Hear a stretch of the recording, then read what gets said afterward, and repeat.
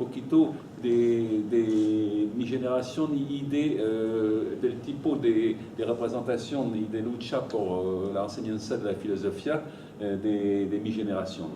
Entonces, primero, hay en Francia un lugar singular por la enseñanza de la filosofía desde el siglo XIX, es decir, que hay una enseñanza de la filosofía al final del secundario desde los años 1820-25.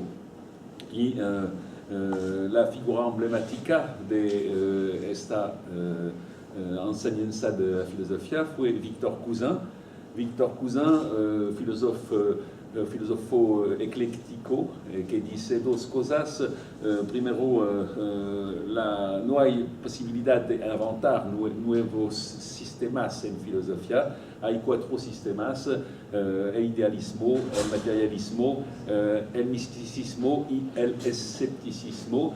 Y con estos cuatro modelos no hay posibilidad de inventar nada de nuevo. Es decir, que hay que hacer la parte de la verdad y la parte de la falsedad en cada uno de los sistemas y hacer un eclecticismo.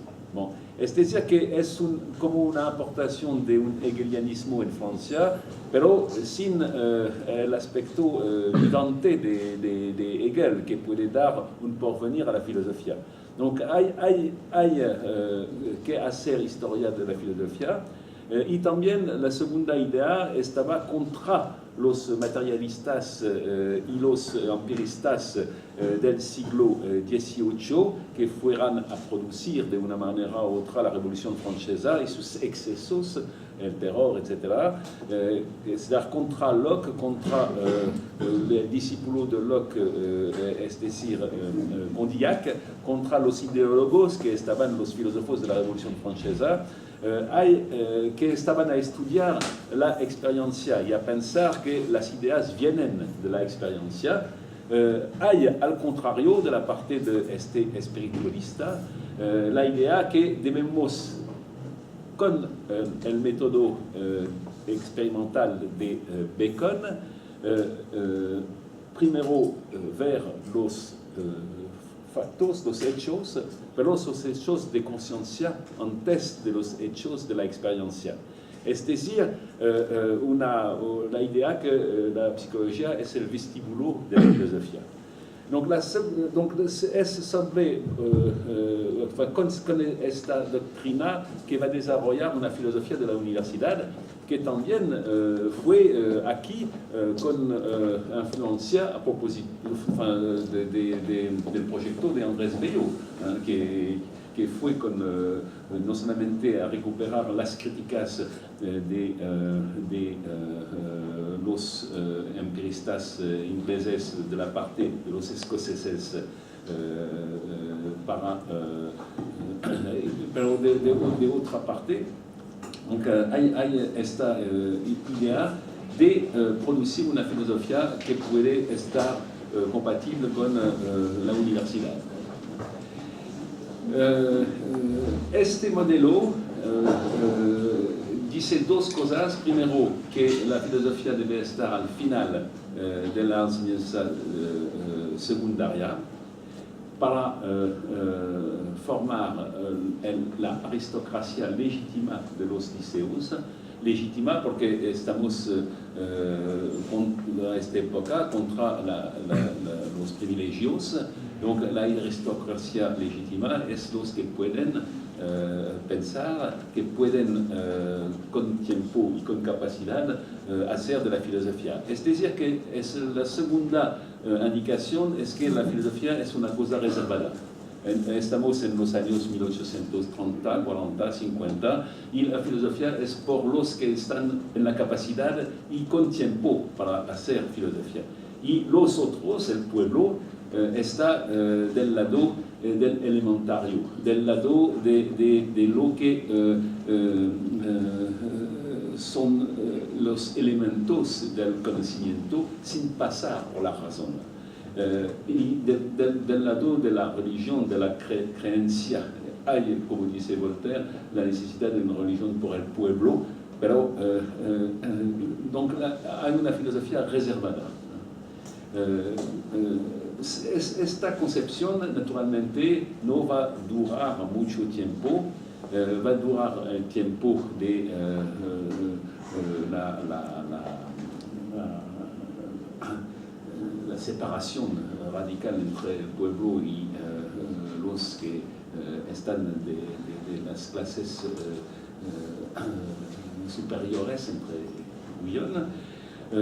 y también esta idea de una filosofía con indicación del contenido, de la verdad filosofía, que la verdad filosofía debe estar al final del camino por la razón, debe estar en conformidad con las creencias de la religión.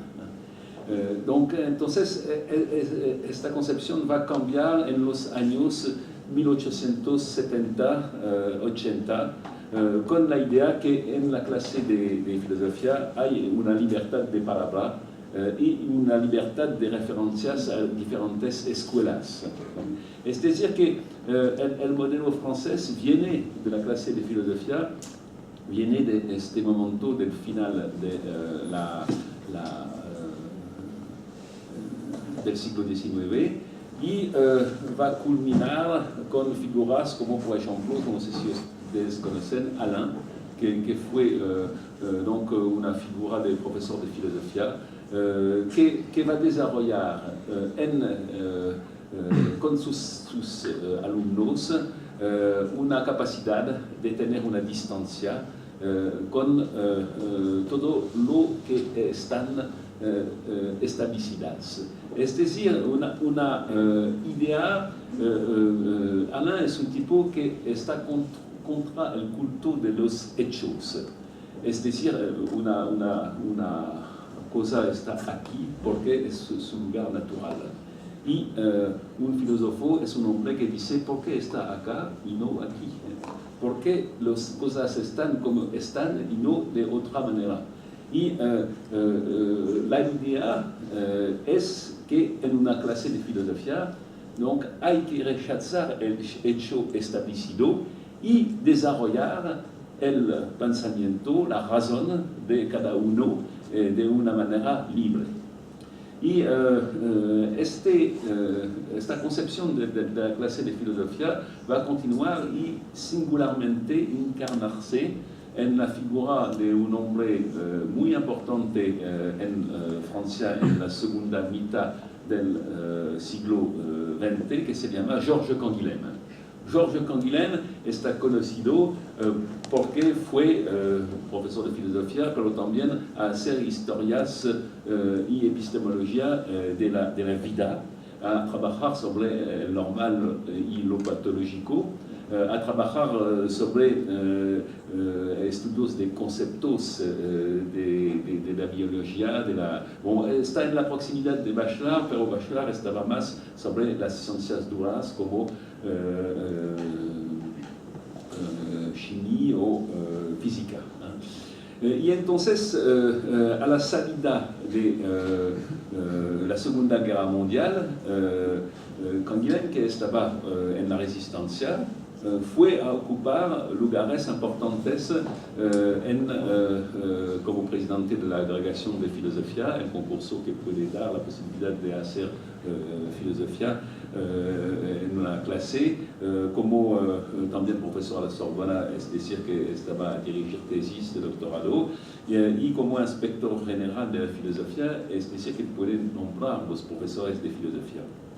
Y fue también a organizar una encuesta en la UNESCO sobre el lugar y el papel de la filosofía y de la enseñanza de la filosofía en el mundo. Y es muy importante este momento de reflexión porque hay la Segunda Guerra Mundial, hay la idea que si Hitler y si el nazismo no están totalmente del lado del irracional. Es decir, que si hay una razón por desarrollar una doctrina que va con la razón, que va contra la humanidad, contra la universalidad, que puede constituir una parte de la humanidad con su racia, con su cultura, etc., como fuera de la humanidad. Hay que luchar al nivel de las ideas contra los prejuicios que pueden producir un tal efecto, y también la guerra. Es decir, que en esta conjuntura la filosofía puede presentar esta capacidad de desarrollar la razón en cada uno de los entes de la población del mundo, y en pescar los excesos del racismo o de las sectas o bon. Donc, entonces, la idea de Canguilhem fue que hay la libertad del profesor, que puede estar libre de sus referencias, y también hay referencias diferentes en diferentes culturas, en diferentes países, etc. Pero hay también el respeto de la libertad del alumno, que debe también,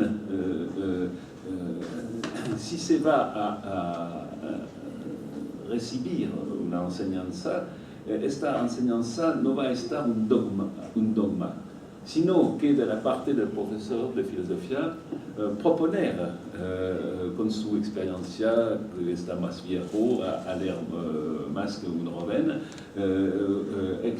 ejemplos de demostración, de análisis de conceptos que pueden ayudar a cada uno a ejercer su propia razón. Pero es una idea de la enseñanza de la filosofía como una enseñanza que no está en el monopolio del papel crítico de la razón, pero que puede usar de los textos de la tradición para armar una reflexión propia de cada uno. Y donc esta concepción de la clase de filosofía es una concepción fuerte en la tradición francesa, y también yo creo un poco aquí. La otra cosa es que Canguilhem estaba en la idea de centrar la reflexión sobre el concepto. Es decir, que hacer filosofía no es dar respuestas, pero estar del lado del problema, de la formulación de un problema. Y cuando tú estás con la formulación de un problema, tú estás con respuestas o un campo de respuestas posibles. Y es decir, que su modelo de reflexión sería más la genealogía de un concepto, que un concepto está con una historia, que no podemos hablar, por ejemplo, de átomos al momento de los griegos en el mismo sentido que la ciencia moderna va a hablar de átomos, donc contra el virus de los precursores, contra la idea que donc es una idea de una historia discontinuista, con rupturas, hay una historia de los conceptos, hay un nacimiento de los conceptos, y hay que trabajar sobre la definición de un concepto. Entonces, bon, ¿cómo va a presentarse? Tú me dices cuando hay que parar. 10 minutos, ¿no? Sí, sí, sí. Donc, para terminar sobre las generalidades, pero no vamos a venir a las cosas más particulares. Donc, bon, hay también una conjuntura en Francia, es decir, que, bon, ¿qué es la cuestión al momento de la salida de la Segunda Guerra Mundial? La cuestión es qué es el sentido de la historia. Y porque naturalmente es trágico, los campos nazis, la guerra atómica, etc. Bon, ¿a dónde va la humanidad? Y naturalmente la referencia es Hegel. Y hay diferentes lecturas de Hegel, del lado del cristianismo, del lado del marxismo, del lado de una cosa más complicada de Jean Hippolyte, que fue a traducir la fenomenología del espíritu en Francia en 1943. Bon, entonces, hay el final del inversionismo, que fue el trabajo de reflexión de muchos en la primera mitad del siglo XX, y hay el existencialismo triunfante que puede mezclar de una manera u otra referencias a usar la fenomenología, pero también a el marxismo en el caso de Sartre, o al catolicismo en otros casos. Bon, entonces, la cuestión es cómo salir del hegelianismo. Y, por ejemplo, Foucault dice que estaba joven en 1951, por salir del hegelianismo, yo fui a leer literatura, singularmente Georges Bataille, singularmente Blanchot, y a descubrir a través ellos Nietzsche. Donc Nietzsche, que no estaba bien en curso en las universidades a causa que su hermana fue nazi, Nietzsche va a devenir una referencia, y finalmente, bon, hay esta conjuntura de los años 1960 de lecturas de Nietzsche, de Marx y de Freud.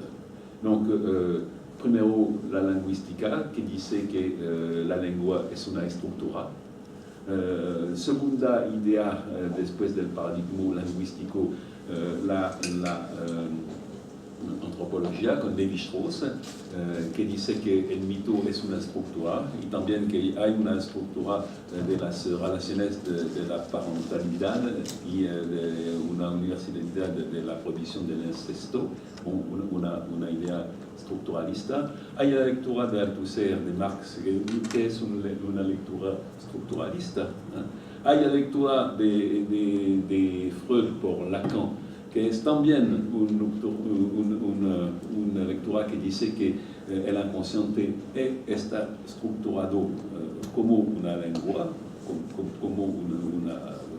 hay una estructura del inconsciente, y los que están más del lado de reivindicar un campo como la filosofía van a pasar más que a través Nietzsche o a través más que a través Freud y Marx, por una lectura de Nietzsche como Derrida.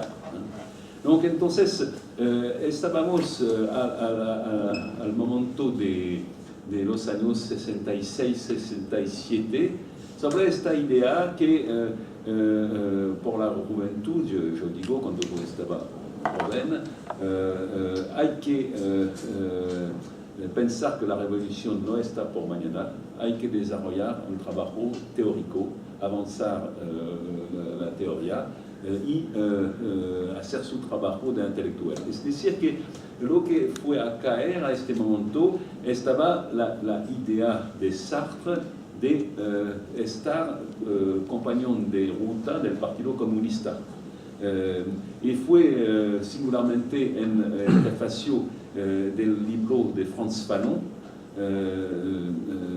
revolucionario de Argelia, que dice Sartre que donc hay que abandonar esta idea de compañón intelectual como compañón de ruta, y también como intelectual que puede decir la verdad sobre el mundo. Sartre es un tipo que es el intelectual clásico que dice, bon, estoy con la palabra y todos no están con facilidad de palabra, puedo decir cosas y representar la conciencia contra las desigualdades, contra las injusticias, etc.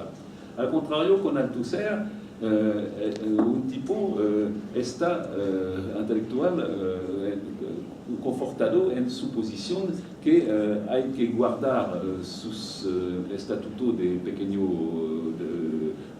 burgués y hacer avanzar la ciencia. Pero lo que fue totalmente interrumpido con Mayo 68 es esta representación, que una separación entre los intelectuales y los otros, y también la idea tusserriana que muchos no conocen la ciencia de la revolución, la ciencia marxista, etc. Y hacen cosas que pueden obstaculizar a su propia liberación porque no conocen las buenas razones de revoltarse, de hacer la revolución. Es decir, que hay al momento de Mayo 68 una perturbación radical con los gentes que estaban con 18 años como yo en Mayo 68 y también a la mitad de mis estudios de filosofía, la idea de criticar todo orden establecido, toda idea de maestría, de superioridad o de legitimidad de tal posición, etc. Donc fue un momento de perturbación, ¿no?